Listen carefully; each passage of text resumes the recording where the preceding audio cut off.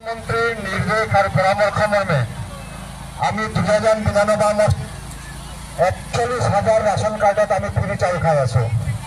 बहु ration card एतिया पाबली बाकी आछे और बहुतर राशन कार्ड हुआ नाई। दुखिया एजन कृषक दुखिया एजन ठेला चालक श्रमिक তোর পিছপেনে ইঞ্জিনিয়ার থিয় হয়ে থাকে। এই যে আমাক যে একেলগে থিয় হব সাহস দিলে, এই সাহসৰ জৰিয়তে কি প্ৰমাণ কৰিলে তেখেতে যে আমি সকলো ভাৰতীয়, আমি সকলো ভাৰতীয় এক, আমি কোনোবা দুখীয়া হ'ব পাৰে, ধনী হ'ব পাৰে। বিহুসকলৰ আখিনি আমাৰ এই দুখীয়া মহিলাসকলৰ সকলোৰে আছে। এই যে বেংক একাউণ্ট আছে, মই এটা কাহিনী কৈ আছোঁ। যেতিয়া আমি সৰু আছিলোঁ, যে মাক মই কৈছিলোঁ যে এতিয়া কথা হৈছে কি, আমাৰ মুখ্যমন্ত্ৰী কি কৈছে যে এইবাৰ আমাক কৈছে কি যে যিসকল বিধৱা, যিসকল দিব্যাংগ, যিসকলৰ বিবাহ বিচ্ছেদ হৈছে আৰু যিসকল অবিবাহিত মহিলা, তেওঁলোকক আমাক প্ৰথম পৰ্যায়ত আমাক কি কৈছে কি তেওঁলোকক আমি অৰুণোদয় দিম। আজি যদি ইয়াতে কোনোবা যদি দিব্যাংগ আছে আৰু কোনোবা যদি বিধৱা যদি আছে বা কোনোবা যদি অবিবাহিত আছে, আমাক নামটো আজি বা কালি দিব, তেৰছ গলে হাতত দিব। মই लाल किले की प्राचीर से 15 अगस्त 2022 को आपने विकसित भारत बनाने का आह्वान किया था।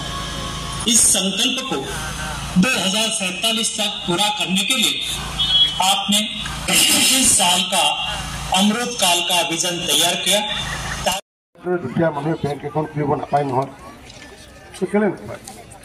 মায়ে ক'লে নহয় বেংকত হেৰিহে যায়, তাত ডক্টৰ, ইঞ্জিনিয়াৰ, অফিচাৰ, প্ৰফেচাৰ, উদ্যোগপতি, ঠিকাদাৰ, শিক্ষক, চাকৰিয়াল এইবোৰহে বেংকত যায়।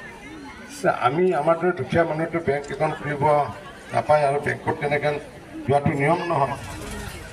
আৰু গ'লেও যেনিবাতো 5,000 টকাকৈ জমা থ'ব লাগিব। আমিতো 5,000 টকা ক'ত পাব?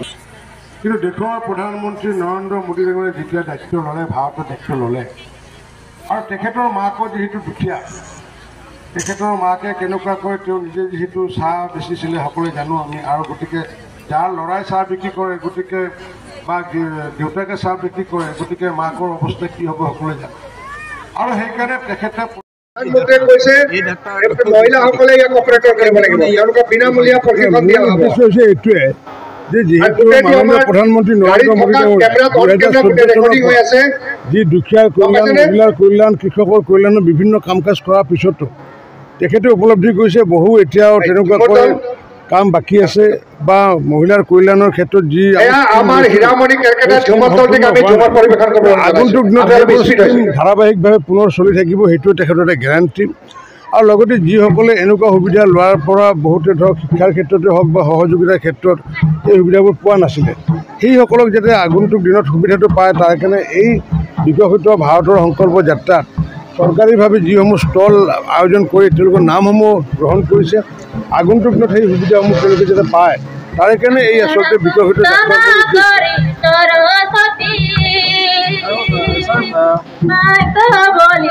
আপোনাৰ এটা অন্যতম বিভাগ আপোনাৰ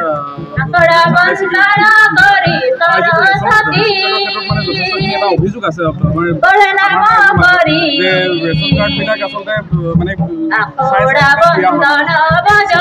দিয়া হয়,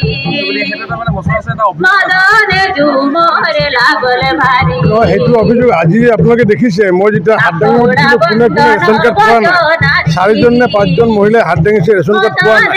আৰু বাকী আমাৰ এই অঞ্চলত সকলোৱে ৰেচন কাৰ্ড পাইছে।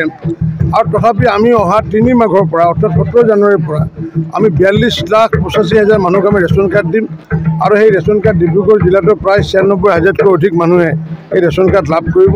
গতিকে যিসকলে ৰেচন কাৰ্ড পোৱা নাই এতিয়াও নিশ্চিত ওপৰত 3 মাঘৰ পৰা 10 মাঘৰ ভিতৰত পাব। আৰু তাৰপিছতো যদি ৰৈ যায়, তাৰ 4 লাখ টকা ইনকাম কম, তেওঁলোককো আমি আগন্তুক দিয়াৰ সিদ্ধান্ত গ্ৰহণ কৰিছোঁ। মই ভাবোঁ ইয়াৰ পিছত ৰেচন কাৰ্ড পাবলৈ নাথাকিব। আমাৰ জিলা অভিভাৱক মন্ত্ৰী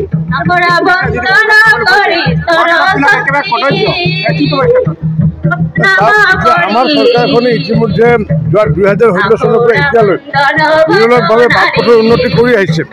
এতিয়া যিবোৰ পূৰ্বতে কৰিছিলে সেইবোৰ এতিয়া বেয়া হোৱা দেখিছোঁ মই। আজি ইয়াৰ যিটো মূল পথটো আমাৰ চৰকাৰৰ সময়তে বনাইছিলে ৰিপেয়াৰিঙৰ প্ৰয়োজন আছে নিশ্চিত ওপৰত মই বিধায়কক নহয় মই মুখ্যমন্ত্ৰী ডাঙৰক জনাম যে যিবোৰ এনেকুৱা আছে নিৰ্বাচনৰ প্ৰাক মুহূৰ্তত এইবোৰ মেৰামতিবোৰ হৈ যাব।